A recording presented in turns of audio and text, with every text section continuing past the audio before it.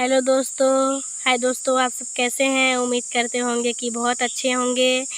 ये देखिए हमारी चाची हैं, ये अचार बनाने के लिए किसी व्यक्ति से आम तुड़वा रही हैं पैसा लेकर, लेकिन वो व्यक्ति मिल ही नहीं रहा। ये पागलों की तरह इसी बगीचे में ढूंढ रही हैं। ये देखिए चाची, एक बार चिल्ला दीजिए। देखिए इतना तेज से चिल्ला रही है, मिल ही नहीं रहे हैं। बोरा घर पे खाली लेकर जा रही हैं। तो अचार बनाती, चटनी बनाती, आप सबको भी देती और आप सबको भी देती, लेकिन मिल ही नहीं रहा है। चला बना लेती। हाय दोस्तों, ये देखिए ढूंढते ढूंढते जा रही है पागलों की तरह, पता नहीं कहाँ मिलेंगे। ये देखिए चाची, एक बार चिल्लाइए। और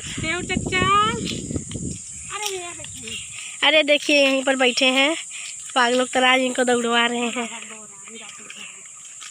ये देखिए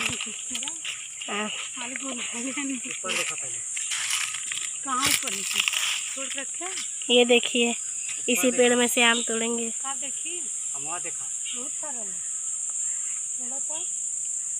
चाहिए ना, पूछा।